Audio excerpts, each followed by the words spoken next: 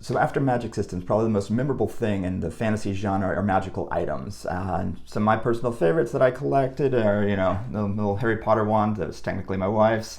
I got a nice little Sandman key to hell, and even a lovely little thermal detonator, which may not seem magical, but we're going to talk about that in a second. It seems like a lot of last year I was looking at magic systems with the AALC system, and I kind of thought, magic items just roll right into there. And, I included another 11 questions about magical items in the book, but after someone asked some questions about it, I started thinking more about it and realized there is a lot more to magical items. Hi, I'm Matt, and once a week, sometimes once a week, try to break down world building techniques, tricks, and tips. And this time we're going to be looking at magic items and how they relate to the stories and plot and how that differentiates them.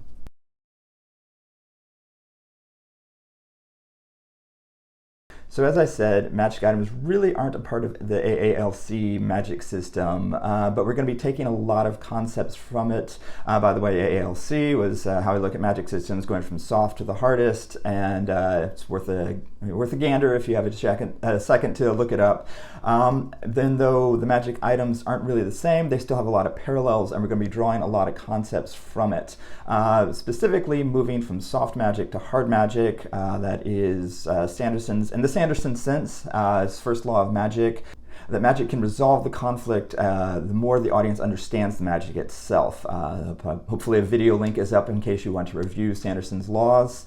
And much like Sanderson, as he pointed out in his concept of magic and the magical laws, all of the magic items that we're going to look at how they pertain to the story itself. We're going to break them into categories that way, because really you can make magic into any type of category you want. You can earth, wind, and fire. Earth, wind, and fire. Air. Let's throw air in there too. The D&D system.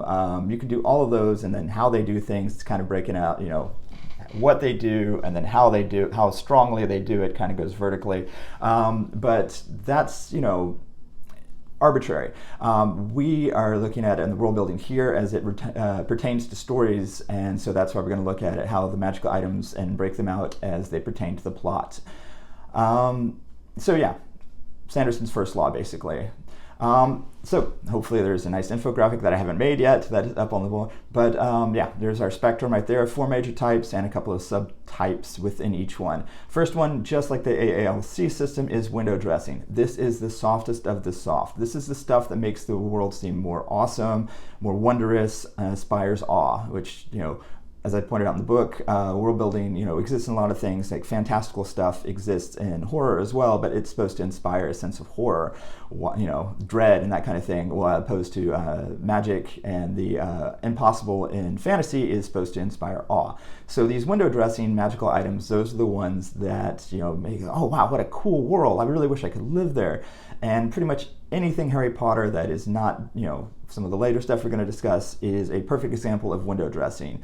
The magical candy they ate, all the jelly beans and that kind of thing, the floating candles in the halls, the food that appeared, the crying mandrake root when you pulled it out, pins that wrote for, all the photos that moved around. These are all things that seemed really, really cool, that you just inspired that sense of wonder. It makes you want to go live in Harry Potter land. I went to Harry Potter land where I got this is actually my wife's wand, but still, because I've lost mine. My child lost mine.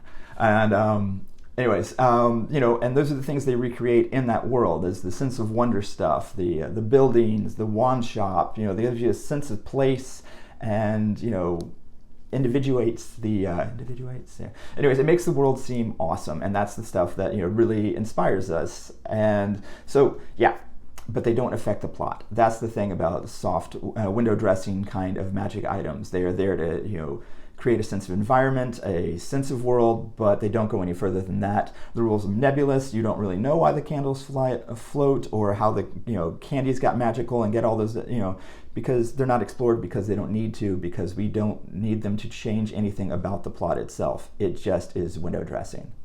Second type of magic items get a little harder. These are the minor arcana, and they are tools. Basically, they are the equivalent of abilities in the AALC, as in we only care about what they do. Because it's what they usually do, they're often weapons. The Jedi's lightsaber, the Harry Potter wand, which I'm not going to pick up again, Aang's staff in Last of the Airbender, and even Valerian steel or mithril. These are impossible objects that don't exist in our world, and it's really about what they do in the story itself. There can be other things too. The Deluminator, that's another one, and even stuff that seems kind of a little further afield, like Wolverine's adamantium, again, or I forgot what it's called, and whatever Captain America's shield is made out of, that kind of thing. So impossible objects that don't exist in our world but are there for a story.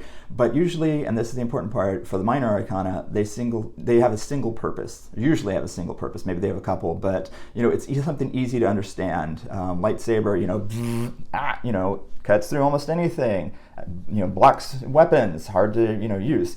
It is a thing that it does. The tool does this thing, and then it doesn't change. It just does that thing, and it's really quickly to understand. Aang's staff, it's a staff. A fight with it, and it's a glider.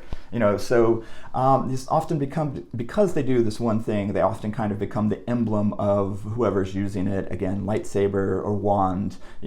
Point and click interface, wand, boop boop boop. You need it for your magic. It is important, about what goes into the wand, but it doesn't affect what the wand does for the most part. And as I cheated a little earlier with the thermal detonator, which I'm very proud of because I made that myself. It used to light up, but not anymore. Anyways, technology can be used as kind of the magic in this case. Again, the lightsaber is a technological thing, but it does impossible stuff. It doesn't really exist in our world. Aang's staff, same sort of thing, where it acts as a place of magic because it's impossible in our world. So the minor arcana gets to resolve smaller conflicts. They, I defeated that guy, those stormtroopers using my lightsaber. I got past the goblins using my magic wand, or, they're used for, minor points along the storyline. But you can't use it to resolve the finale. Or you can, it's just not going to be very satisfying for the audience. And because pretty much they had this weapon the whole time, this tool the whole time, and if they just use it the same way, it's going to be unsatisfying. There's a term for it that I'm going to explore in an entire new episode because it was going to be like a little aside here, and then I wrote the script for it, and it was longer than this episode. But the whole idea is that you can't gun harder, you can't sword harder. You have to do something clever with the item itself. So again, that is kind of the caveat there, is that you can resolve it with that special item, with the minor arcana, as long as you use it in a clever way. So if the Jedi took his lightsaber or her lightsaber and rigged it to explode, to blow up in the finale, and fooled them into taking the lightsaber where it exploded in their face, that would be a clever use of the minor arcana, as in not the way that it's intended, not as the tool itself is. This would show sacrifice. This is kind of standards in the second law about weaknesses are more important than power, or greater than power, because it's the clever use of the whatever it is. So there was a caveat to that, but otherwise minor arcana can't resolve the conflict, the major armed conflict in the finale, unless it is used in a way that it is not intended. Third type of magical item is the MacGuffin, and it breaks into 3 different subtypes. And these can resolve the finale, but that's because they move the plot along, and they feel earned, either based upon sacrifice or, usually sacrifice if it's time. We'll get into that. And I did mention MacGuffins earlier in a different one, maybe it's linked up there, and I said that it was from Orson Welles. It's not, it's from Hitchcock. I got my portly British gentleman with quite the filmography, mixed up. So, excuse me. Hitchcock came up with it. The MacGuffin is something that everyone wants. The reason they want it is kind of incidental. So that's the first type, is actually the pure MacGuffin. What it is doesn't matter. It's just the thing everyone wants and is driving the action because they want it. The Maltese Falcon, what is it? It's important. Go get it. In terms of magic items, the Ark of the Covenant, or the in Indiana Jones, the Ark of the Covenant, whatever the Holy Grails, again, something that everyone's after. It isn't about what it does. The key to hell and Sandman will soon become a MacGuffin in that everyone wants it, it will drive the action, but what it does is unimportant. The second one is is equivalent to the cost system in the AALC. I had mentioned in that one of, you need to jump the characters in terms of power. They make a sacrifice, but one of the specific ones I made was potions. Potions are a great one where you need to have a character do something that's beyond their power levels, so you make it difficult for them by collecting ingredients. They have to find things that are hard, and this is a sacrifice of time and a cost in that way, but it doesn't have to be ingredients for a potion, but that's a really great example. I think in the first one they wanted to make polyjuice potion, so then they had to spend like a month or whatever brewing it, getting it, and so that's how you could empower these first-year students to use this really powerful spell, because it took a lot of time and energy and ingredients, and so that's the second type. Buffy episodes were always about that, like go get such and such object, da-da-da.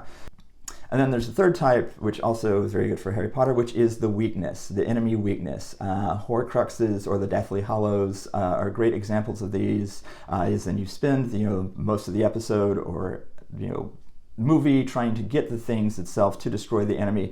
Again, what does it do? Well, we know what it does. It destroys the enemy. So that's what makes it a non-pure MacGuffin, because it has a specific role in the plot itself, opposed to the pure MacGuffin, which was, I just want it.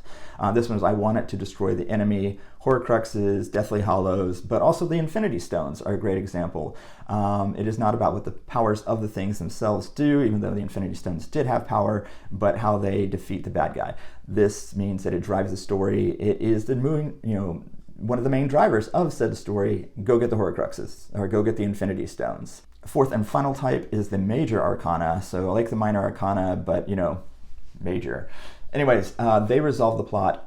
They do so because they are earned, and it is earned through knowledge or sacrifice. This is, again, is a cost system. MacGuffins and Major Arcana both kind of can work as a levels or cost system, so that's why I wish I could color code them, but I can't. And there's two types. There is the villain weapon and the mastered item. The villain weapon is a super weapon. It is basically the Death Star, and it's kind of like a soft villain. If you're the AALC, is then, it's this powerful thing that the villain has, and we don't need to explain it. It's the villain has it. It's super powerful. Beware, it can destroy planets. The Elder Wand is another great example. It was like, oh, you can do powerful magic. Like, what did he do that was more powerful than the other stuff we saw him do without it? Not important. It's the villain's super weapon, and we are just afraid because they have it. The Infinity Gauntlet kind of falls into this one, but and so that one right there, I'm sorry, the Infinity Gauntlet is a perfect example of it, because it ensures the villain's supremacy, and it's all about having an underdog for the heroes. So the villain is supreme because they have this super weapon, and the idea is that we take it away from them, or we find a way to defeat it. We find a way that you have to blast it to make the super weapon explode, a la Star Wars. Or, we have to find all the Horcruxes. I'm sorry, not the Horcruxes. Those were pretty, but very similar, actually. I guess the Horcruxes. You have to destroy all of these. We learned what they are. We had to figure it out. It drove the story the whole time. And the Infinity Gauntlet, same thing. Oh, we've got to take it away from him. We've got to go get it before he can get it. This is a very popular one because it makes the heroes underdogs and the villain, very, very scary. And the reason it can resolve the story is because the story is the characters earn their victory, either through sacrifice. Infinity Gauntlet, they had to make a few sacrifice characters, you know what I'm talking about, or and they had to figure it out. They had to figure out the rules of the magical item. They have to understand it, and they have to use that understanding.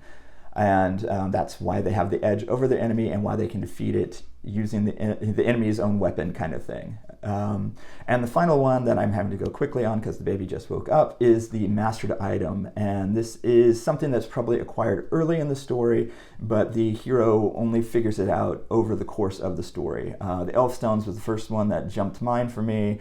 But I had trouble trying to figure out examples that were not 40 years old. Anyways, these are ones that the hero spends all the story or a lot of the story, learning them, figuring them out, so they don't feel like Deus Ex Machina at the end when the hero resolved the conflict with them. The object can kind of feel soft at first, and then it hardens over the course of the story as the character learns the parameters of it, how to use it cleverly, etc., etc. Oddly enough, both of my examples are time-related. The time stone for Doctor Strange, as in it wasn't until he was like, I'm going to keep looping this moment back over and over and over again to torture this creature that doesn't feel time, and and that's showing mastery over the object that he has spent all the episode acquiring, and now finally mastering the usage of it. The time turner also exists as one, as in it was able to fix the entire finale because Hermione had figured out how to use it. And so even though it wasn't resolved, it wasn't introduced until the finale, I was able to resolve the finale because she had spent the whole thing, the whole story mastering it and figuring it out. It's not a great example, but and then how it was applied, because then they had to edit it out the story, but we're just going to use it for right now. And so, much like the AALC, these 4 different types kind of build on each other. It's all about the appearance at first. What's this cool thing do that makes this world feel really, really neat? Then like, what can it do? Then either it's kind of a level or a cost system of then how do we use it? How do we apply it cleverly? The One Ring is a great example, because it starts off with just this cool ring with Elven written on it. It lights up in fire. It looks really neat. And then we're like, it can to make you invisible. Neat. How do we use that? That's the thing that it can do.